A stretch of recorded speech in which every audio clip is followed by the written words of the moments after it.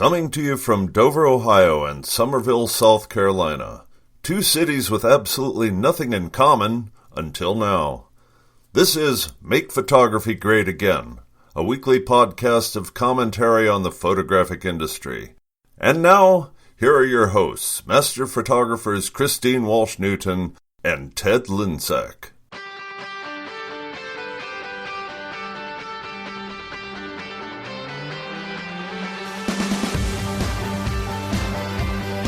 Well, hello, Make Photography Great Again loyal listeners, to which we have millions and thousands and hundreds of thousands, of course.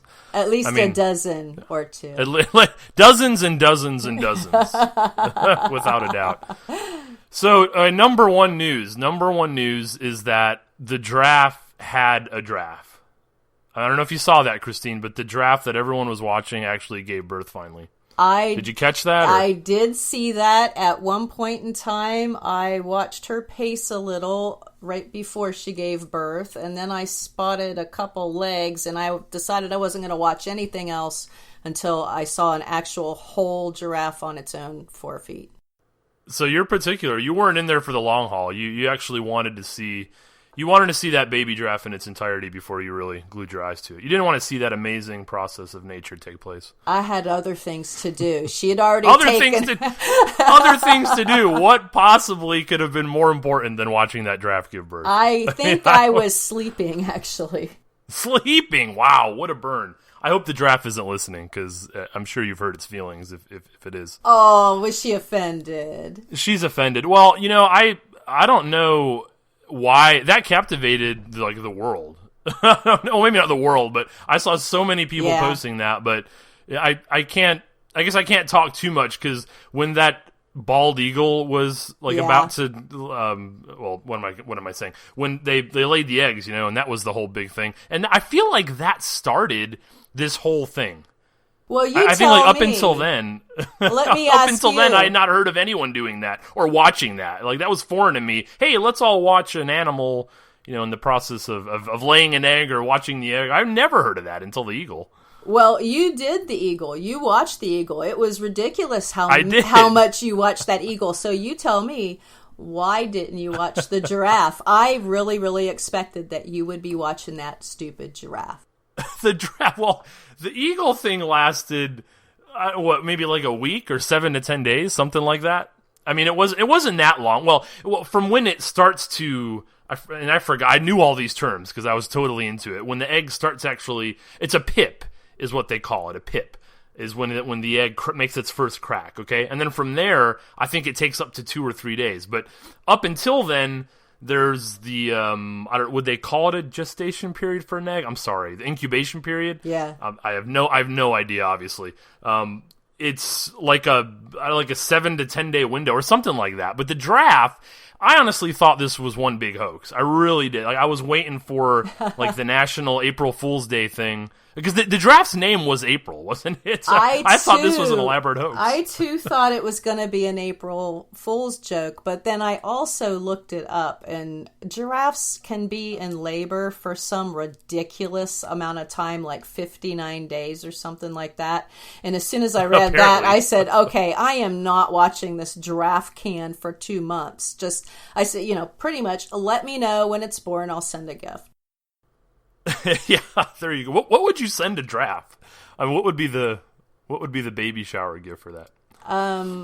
I think that giraffe needs silly string. A neck pillow? I mean, silly string. No, silly string. Yeah. Well, what would a giraffe? I mean, I don't know. You're not thinking this through. Silly string. No, I think maybe a neck pillow. To aim at the camera. To cover up the camera, because it's just going to be taped all the time, like paparazzi. So if you put silly string on the front of the camera, then it can have some privacy.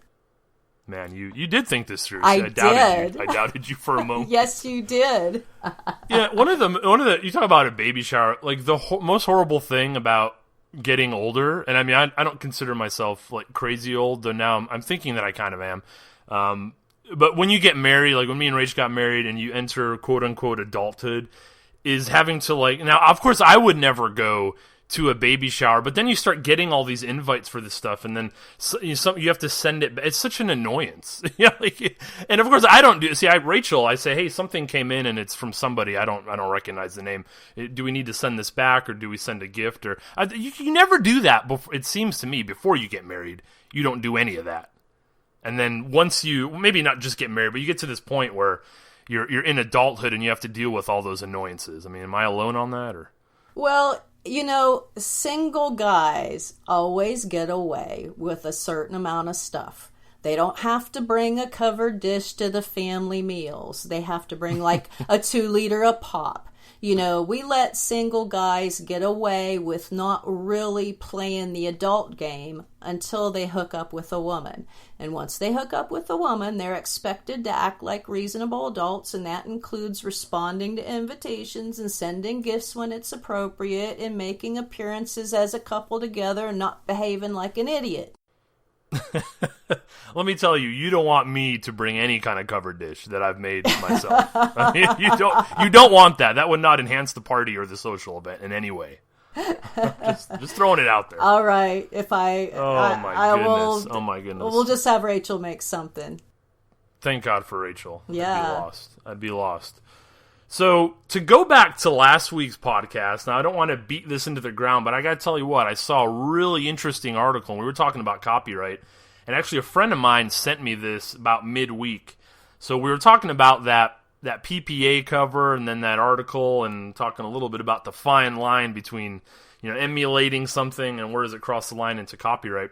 So on that same notion, maybe you saw this article too, but I don't know if you know about that charging bull sculpture that's on Wall Street. Have you heard of that before? The Merrill Lynch.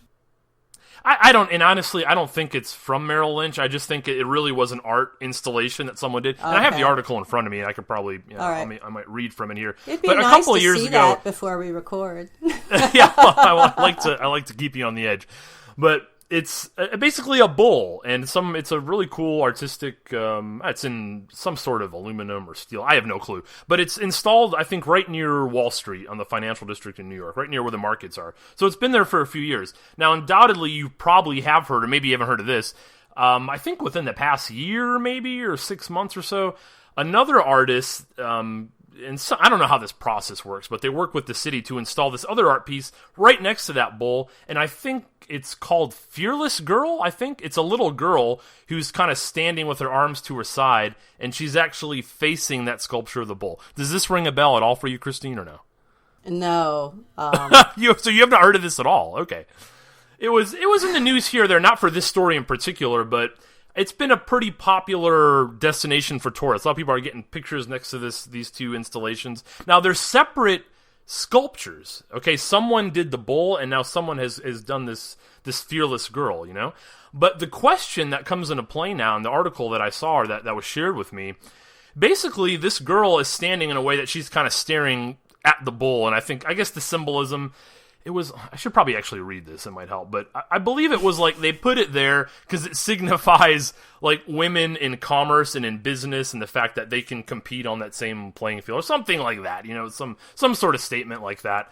But what happened now is you have the guy that actually did the bull sculpture. He has filed something in court in New York City, basically alleging a copyright violation on the basis that other art installation of the Fearless Girl, it's kind of, what the word is, it's creating a little bit of a different thing on his sculpture, well, yeah, which I kind of agree with, because the Fearless Girl is nothing without the bull, and that's kind of his point.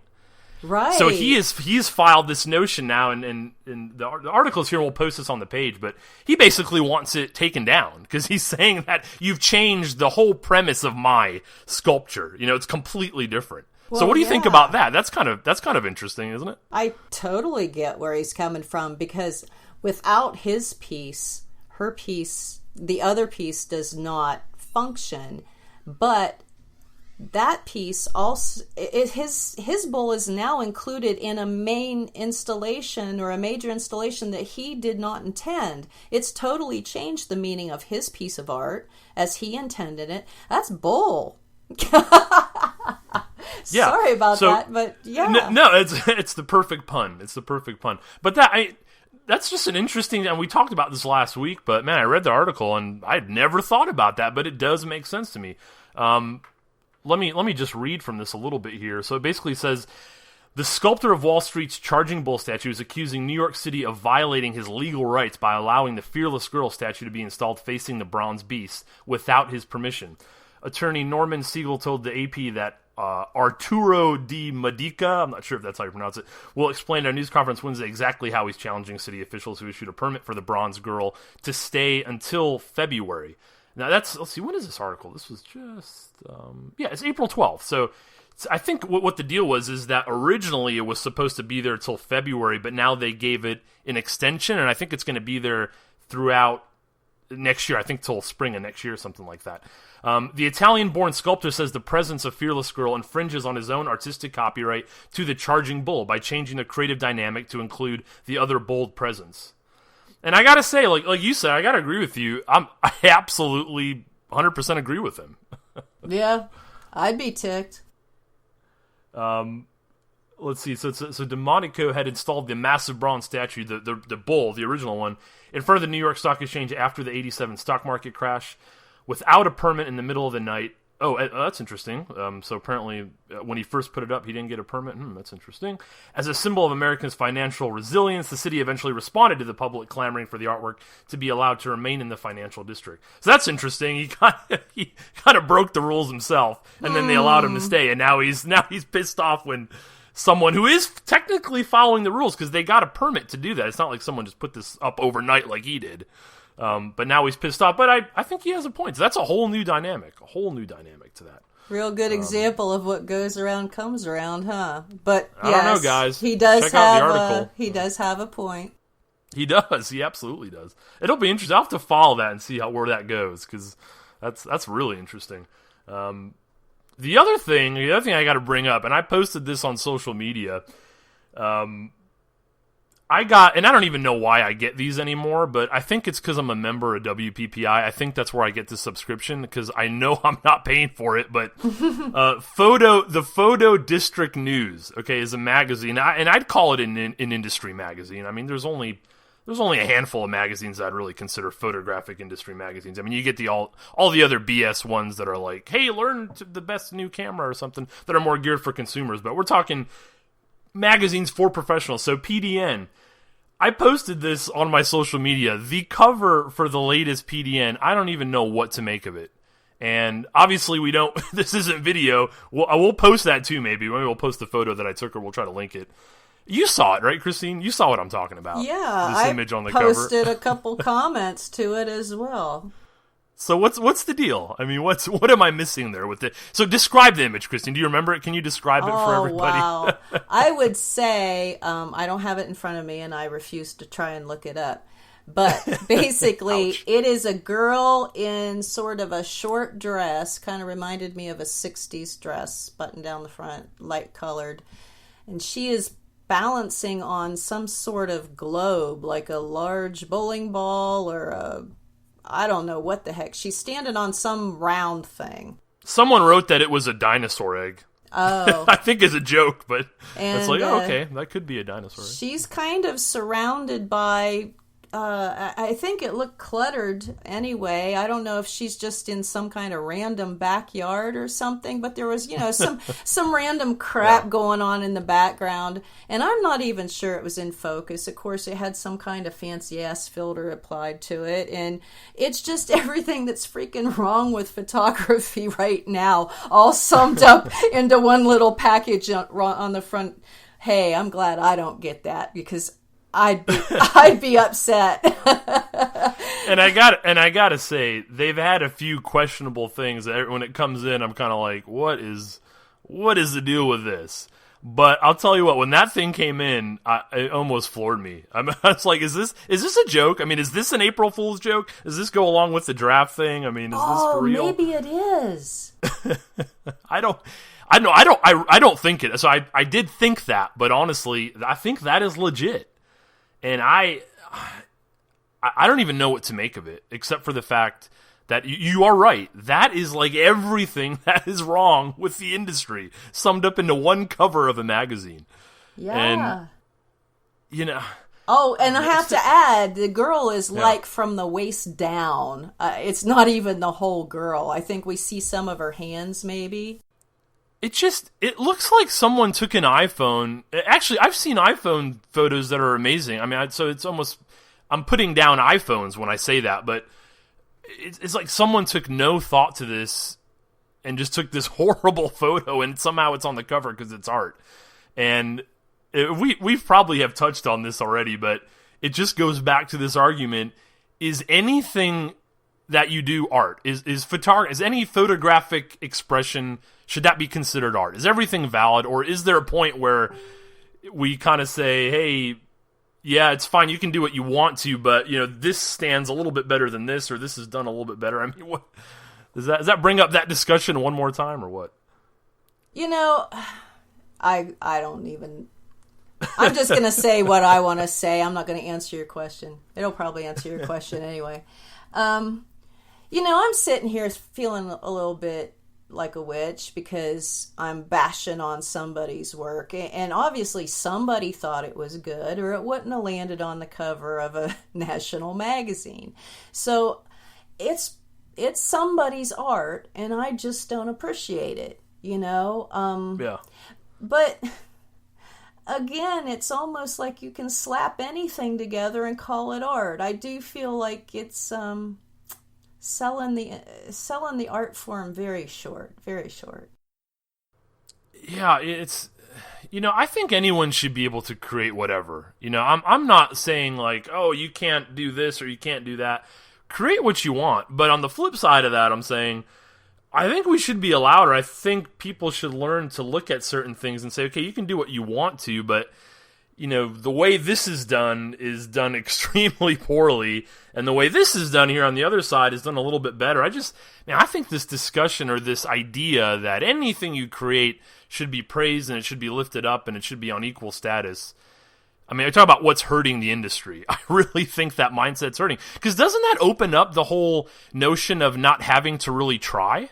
I mean, doesn't that teach people that come into it like, wow, I can do anything. It doesn't really matter. There's no need to learn anything because anything I do is my artistic expression. Do you think it deters artistic growth? I don't know. As long as people publish it and buy it and ooh and ah and like it on social media or give it a little heart on Instagram, people will think it's good.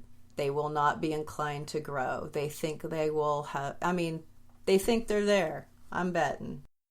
Well, my kind of litmus test for all this is, okay, so if the majority of photographers begin to create images like that, if the vast majority of us decide, wow, no, it's not only that image. I mean, we've seen stuff put out there that is a little bit lackluster that gets praised, and there's not as much. I mean, I hate to talk like that, but we've all seen it, right? So, but if the majority of us began to take images like that image on the cover of PDN, if that was now the norm, the vast norm, would the industry be better or worse? It would be better for us. Yeah, well, I guess so. But I mean, I always think of it that way. I mean, it just seems ridiculous if everyone started doing that, and it's like, where would we be? I mean, I don't know. It's this notion of because it's different, it's good. And you see that a lot, and it's only PDN. I mean, I don't know. I've seen a lot of interesting things in a lot of interesting things in a lot of these magazines. I still get rangefinder. I don't know. I don't think you're a member of WPPI, are you, or no? No, I was once a long time ago. Okay. So the Rangefinder magazine, I think, is pretty good overall, but I'll tell you what, I see a lot of suspect things in there. But the thing is, that happens everywhere, I mean, there's going to be things we disagree with everywhere, and that's totally fine, but I just scratch my head when you see a lot of stuff that's being highlighted and lifted up, and it's like, wow, the lighting is horrible, and this is horrible, and I just, as someone who's done this for a long time, who's studied all these principles and all that, looking at that, I can only come away thinking, wow, it doesn't have any good photographic qualities to it. Why is this being lifted up and being put up on a pedestal, Well, because not everybody makes art as technically as you would like them to make it. I think it's That's valid. That's valid. okay. I'll stop. I'll stop then. I'm not trying to be a dictator. I'm really not. People can do whatever. I scratch my head. I don't know. I think, I'm old school, right? Is that what I am at this point? At 33 years of age, am I just too old school? Is my mind not open? Is that my problem? Do I need to open my mind up more? I mean, am I missing something here? I don't think so. Maybe that's why we get along so well, is because we both think that way. And honestly, there has to be people like us to pass it down. Not everybody is hanging on to these principles and values and craftsmanship ideas and doing it the right way in our mind. I know this is going to just sound so egotistical. This talk and ad lib stuff sometimes gets me in a world of hurt, man. But there has to be some people that it can't be lost, and I'm proud to do it. Honestly. I'm glad that I can do it. There's got to be a standard somehow. We've definitely talked about that, but yeah, that's why I love things like organizations that promote different, whether it's the degrees you can get through PPA or Print. I mean, some sort of standards. Mm-hmm. And I'm all for artistic interpretation and doing different stuff. I mean, I don't think everyone should be cookie cutter, but I don't know. Sometimes I just see things that are just so. It just feels like there's no thought being put into anything, and then that gets lifted up, and it just makes me scratch my head, because I know so many people are looking at it, and they're thinking, wow, that's the standard. Oh, that's really easy. Let me do whatever. And listen, I get it. People can do that, and they can make a ton of money, and I applaud them for doing that. I mean, that's cool. I'm cool with that. Not a problem. But it's just more from a photographic standpoint. Just because you can make money doing something doesn't mean that we all have to lift it up and say, wow, you're an amazing photographer. I mean, you might be an amazing business person, but I don't know. I just look for those standards. What impresses me is someone that really understands, lighting and that kind of stuff. I don't know. I'm old school, apparently. Well, they might not be making money off of that cover of that magazine. Maybe they did it for the exposure. Well, yeah, whatever. But I'm just saying photographers in general. There's millions of photographers that shoot in a completely different style than I would like, and they're doing amazing, and that's fine. And it's not my point here. It's just more or less the photographic quality. I just wish more people would put more emphasis on those skills, because I honestly think it lifts everyone up. If you begin to teach people that there's no skill to it and anything that you do is great, I think that hurts the industry. Because then you just open it up to whoever does whatever is great. Rather than saying, wow, you have to really learn these different things, and that puts you at this particular level. When you don't set those standards, it just opens it up. It's a free-for-all, Though, if you discourage people from making art because you don't think they're making it right, I don't know.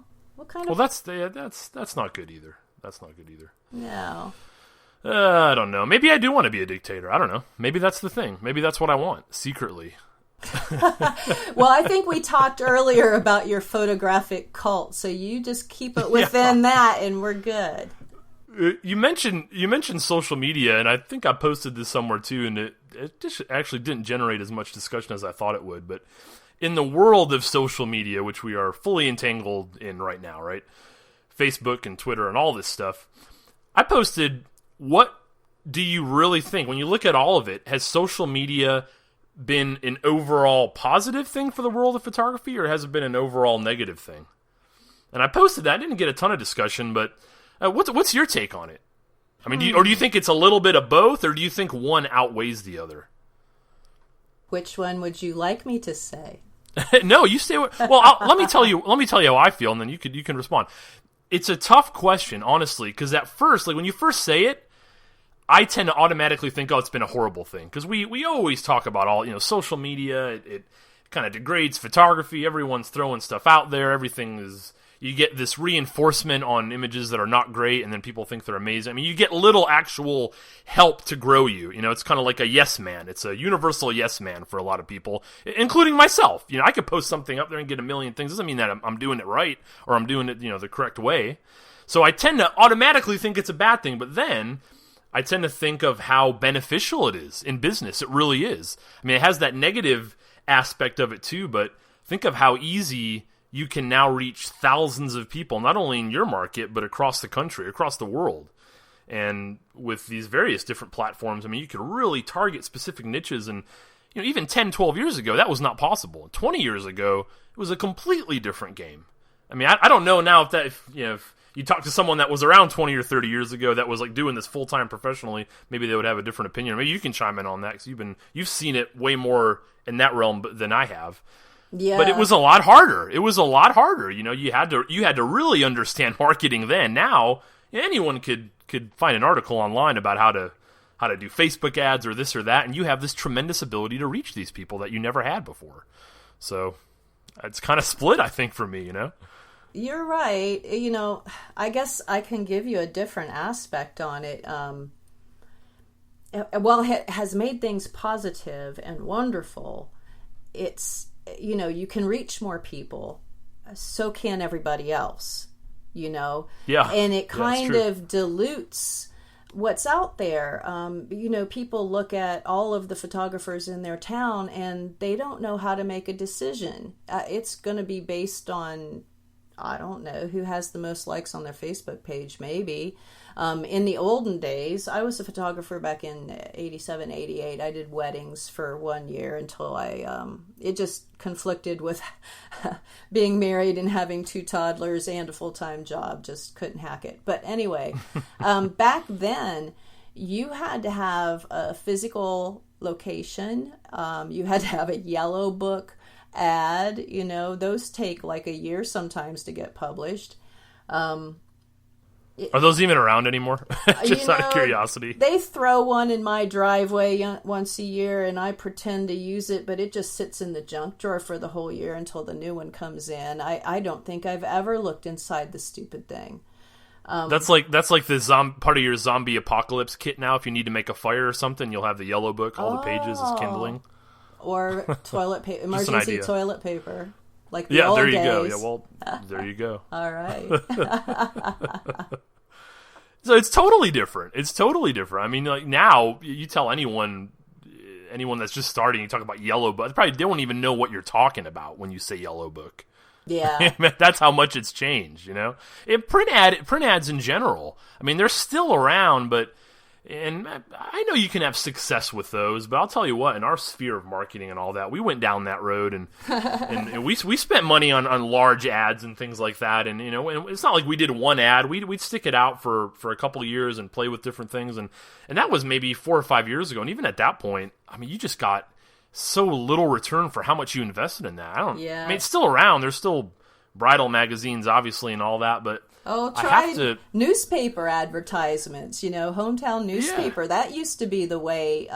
You could send direct mail to people's households back when mailing lists actually worked. Now they're just a piece of junk. People don't respond to direct mail pieces, not very much at all, I don't think. You know, so the whole marketing thing has changed. You know, nobody uses snail mail for anything anymore. Actually, I do.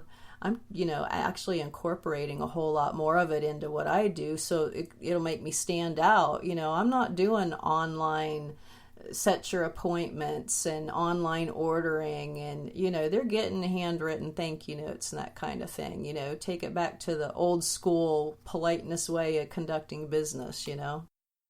Yeah, I'm a huge believer in handwritten thank you notes. You know, one of the first jobs I ever did, I haven't had many real jobs, okay, real, quote unquote real, but I worked for a jewelry store, believe it or not. This was the foreshadowing to my current career, okay, selling engagement rings and all that. But it was this local guy in Parma, and he had known my family, and my family had done a lot of business with him.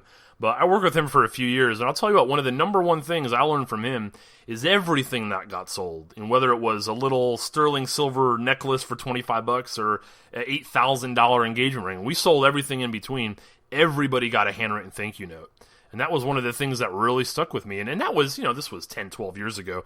Yeah, the technology was there, obviously, but it wasn't as advanced as it was now with social media and all that. But, you know, his whole thing was exactly that. You give that personal touch. You know, someone gets a handwritten note, even today, you open that up. Even myself, you look at the mail, it comes in, it's all junk, it's all this crap, right? And you get that one letter, and when you see the name on the front is handwritten, it's kind of a cool feeling, you know, because you're wondering what's in it. So I think that's still so important. Those personal touches, some of that stuff will never go away, I don't think.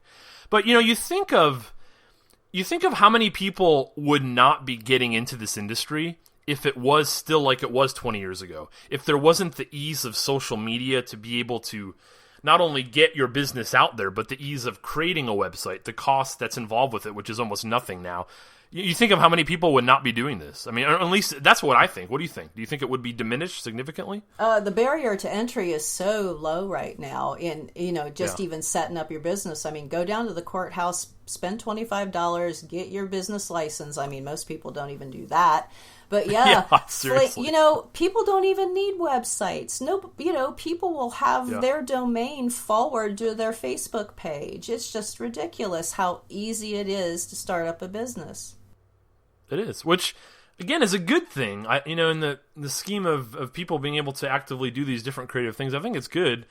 But it's tough because it will hurt the industry a little bit because you get so much of that, and you get people that strictly are going into it because it is so easy to do. They don't think about anything else. They just view it as some easy way to make some extra money.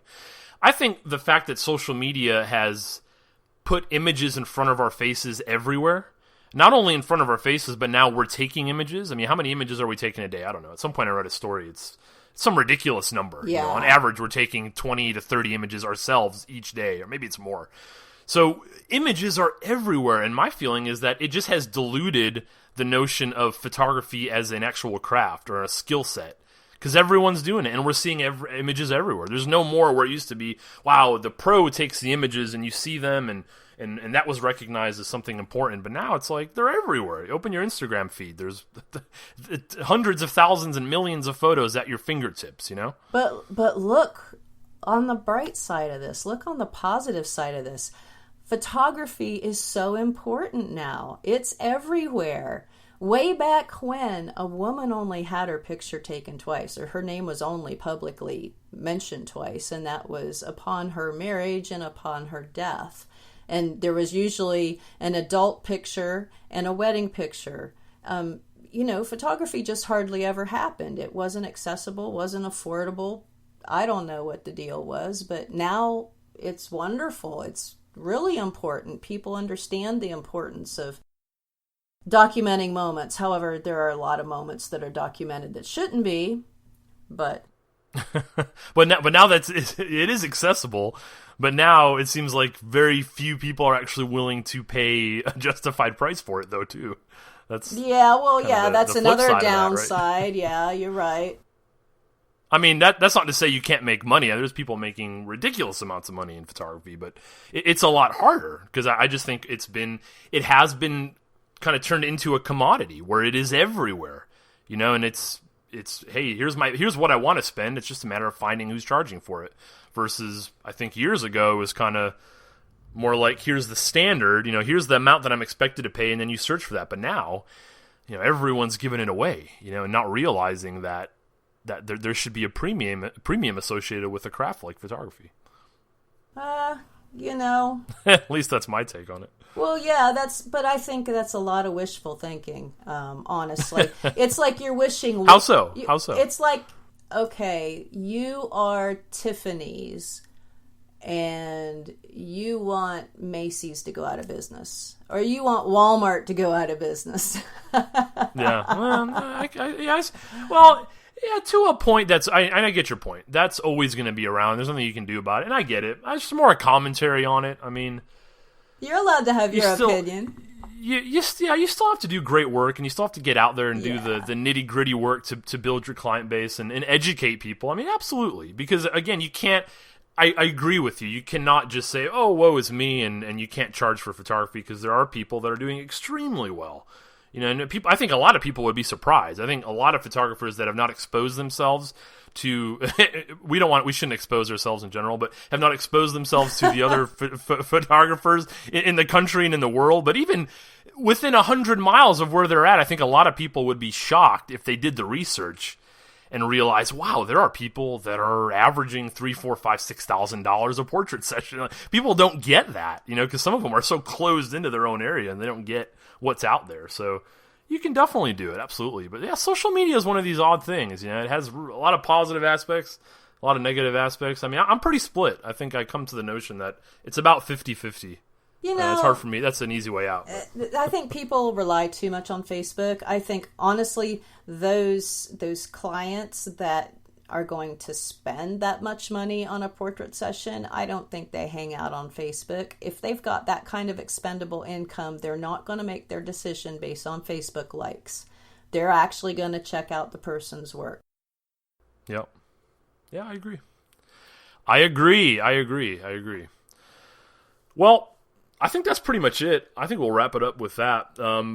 That's interesting. We'll post this Charging Bull sculpture article, and anyone can check it out. That, again, adds a whole new kind of facet to our copyright discussion. But and if we remember, let's also post the PDN cover, too, so people can check that out and tell us if we're completely missing something. If you guys want to listen to past episodes, the super cool, amazing thing now is that you can go into iTunes, and you can search for Make Photography Great Again podcast on iTunes, in the iTunes store. You can download episodes. You can listen to all the past episodes. It's all free on your phone, tablet, whatever you have there. Of course, you can still access our website too, so makephotography.greatagainpodcast.com. All the episodes are available to stream and download from there. And of course, if you want to send us a message or an email or anything like that, you can do that through the site as well. You will find that on our homepage. And we'll also ask, and I'm sure, Christine, you will agree with me, if you guys are enjoying this podcast, do us a huge favor and share this on social media. Okay? We always love to have some more exposure to a few different other folks. So definitely share this, guys. Tweet about it. What would be the hashtag, Christine, for a tweet? Let's see. I've been using hashtag MPGA podcast. And sometimes awesome. I stick a underscore in there. And I got one more favor to ask. It would Just really, to keep it spicy. really be helpful if you could go to iTunes and leave us a review or a star rating. And of course, we would love Awesome. 5 stars, but it would be very helpful to us in iTunes rankings if you did that for us. Since this is a dictatorship, essentially, you are forced to leave a 5-star rating. Okay, and if not, we know who you are, and you will get a knock on your door. But yeah, you make a good point. Ratings and reviews on iTunes, that would help us so much, guys. So please do that. If you have been a loyal listener, or if you're listening for the first time, give us some feedback. But I think that's it, guys. Check us next week. Of course, Tuesday, as usual, we will have a new episode, and you can find it in all those places that we mentioned. Any last words, Christine? Nope. Bye-bye. Sweet. See you guys. You have been listening to Make Photography Great Again with Christine Walsh-Newton and Ted Linsack.